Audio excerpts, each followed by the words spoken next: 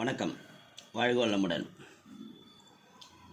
ஒரு வாட்ஸ்அப் குரூப்பில் நல்ல நல்ல பதிவுகள்லாம் கொடுத்துட்டே இருப்பாங்க. அந்த குரூப்பில் ஒரு விழிப்புணர்வு பதிவு ஒன்று வந்தது. அதை உங்களுக்கு சொல்லணும். ஏன்னா டெய்லி லேர்னிங்கிற தலைப்பில் எதையாவது தினசரி கற்றுக்கொண்டே இருந்தால் உங்கள் மூளை எந்த காலத்திலையும் ஆக்டிவாக இருக்குங்கிறதுக்கு டெய்லி லேர்னிங்கிறது ரொம்ப முக்கியமான கான்செப்ட்.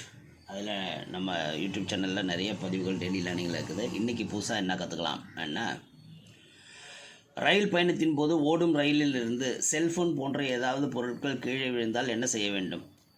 ஓடும் ரயிலில் பயணிக்கும் போது உங்கள் செல்ஃபோன், பர்ஸு அல்லது வேறு ஏதேனும் பொருள் அல்லது ரயில் பயணத்தின் பொழுது யாராவது கீழே தவறி விழுந்தால் பதட்டப்படாமல் நீங்கள் மேற்கொள்ள வேண்டிய முக்கியமான வழிமுறைகள் சொல்லியிருக்காங்க. ரயில்வே அதிகாரிகள் சொன்னதாக சொல்கிறாங்க.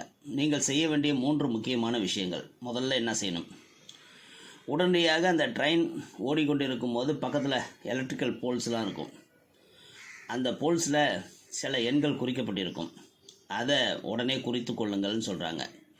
அதாவது உங்கள் பொருள் எந்த இடத்தில் கீழே விழுந்திருந்ததோ அந்த இடத்திற்கு மிக அருகில் உள்ள ரயில்வே தண்டவாளத்தின் ஓரத்தில் நிறுவப்பட்டிருக்கும் எலக்ட்ரிக்கல் போல் கிலோமீட்டர் ஸ்டோன் மஞ்சள் மற்றும் கருப்பு வண்ணத்தில் வரிசையாக எழுதப்பட்டிருக்கும். அந்த எண் என்னன்னு உடனடியாக குறித்து கொள்ளுங்கள். அதாவது ஃபார் எக்ஸாம்பிள் 47/12 இருக்கும், இன்னும் வச்சுக்குவோம். இல்லை 53/24 இருக்குதுன்னு வச்சுக்குவோம். அதை உடனே நோட் பண்ணிக்கங்க.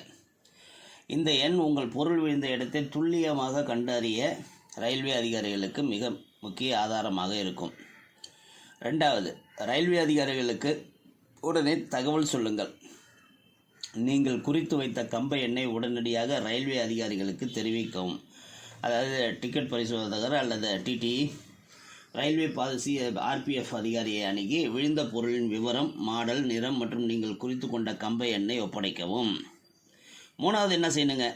உதவி எண்களுக்கு அழைக்கவும். ரயில்வே ஹெல்ப்லைன் 139 அந்த நம்பரு, அல்லது ஆர்பிஎஃப் உதவி எண் 182, இது 2இல் ஏதாவது ஒரு நம்பருக்கு அழைத்து இந்த தகவல்களை அவங்கள்ட்டையும் பகிரலாம். புகார் பதிவு செய்ய வேண்டும். 4வதாக, அடுத்த ரயில் நிலையத்தில் ரயில் நின்றவுடன் அங்குள்ள ரயில்வே காவல்படை ஆர்பிஎஃப் அல்லது ஜிஆர்பி அலுவலகத்திற்கு சென்று முறையான புகார் எஃப்ஐஆர் பதிவு செய்ய வேண்டும். புகாரை பதிவு செய்யும்போது ரயில் எண், இருக்கை எண், கம்ப எண், அதை நம்ம நோட் பண்ணது மற்றும் உங்கள் அடையாள சான்றுகளை சமர்ப்பிக்க வேண்டியது அவசியம். பதிவு செய்யப்பட்ட புகார் எண் அடிப்படையில் ரயில்வே பாதுகாப்பு படையினர் அந்த பகுதிக்கு சென்று தேடுவார்கள். செல்போன் மீட்கப்பட்டவுடன் உரிய அடையாளச் சான்று மற்றும் உரிமையை நிரூபிக்கும் தகவல்களை சரிபார்த்த பிறகு உங்களிடம் ஒப்படைக்கப்படும். நீங்கள் செய்யக்கூடாத விஷயம்னு சிலதையும் சொல்கிறாங்க. இந்த எமர்ஜென்சி செயினை பிடிச்சி இழுக்கக்கூடாது. செல்ஃபோன் விழுந்ததற்காக அவசரமாக சங்கிலியை, அந்த அலாரம் செயினை பிடிச்சி இழுத்தோம்னா கண்டிப்பாக ஃபைன் போடுவாங்க. 5000 வரைக்கும் ஃபைன் போடலான்னு சொல்கிறாங்க. சமீப காலமாக அபாய சங்கிலி, கைப்பிடி போன்ற அது ஒரு கைப்பிடி போலையே அந்த அபாய சங்கிலி அமைக்கப்பட்டிருக்கிறதுனால பல பேர் அதை பிடிச்சி இழுத்துடுறாங்கங்கிறதும் கூடுதல் தகவலாக சொல்கிறாங்க. அதனால் இந்த தகவல், அதாவது ஏதோ நம்ம நினைக்கிற சில விஷயங்கள் ஏன்னு நம்ம சிந்திக்கிறது இல்லை. ரயிலில் எவ்வளோ பயணம் பண்ணியிருப்போம். அந்த போலில் ஏண்டா இந்த 47/12-13 எழுதி வச்சுருக்காங்கங்கிறத நம்ம ஒத்து பார்க்குறதே இல்லை. அந்த கீழே இருக்குது பார்த்திங்களா, 12 இல்லை 23ன்ட்டு, அந்த கீழே இருக்கிற நம்பர் வந்து கிலோமீட்டர். நீங்கள் அடுத்து சேரக்கூடிய ஒரு டெஸ்டினேஷனோட கிலோமீட்டர்ஸ். அது மேலே இருக்கிறது அந்த 12வது கிலோமீட்டரில் எத்தனையாவது போல் இதுங்கிற கணக்கு. ஸோ அப்போ துல்லியமாக நீங்கள் தவறவிட்ட பொருள்களை கண்டுபிடித்து கொடுப்பதற்கு இது மிகவும் உரிய தகவலாக இருக்கும். அதனால் நம்மளை சுற்றி இருக்கிற சில விஷயங்களை உற்று பாருங்கள். உங்கள் மனதிற்குள் கேள்வியில் கேளுங்க.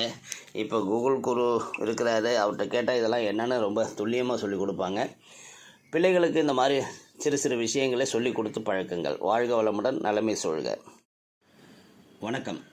வாழ்க வளமுடன்.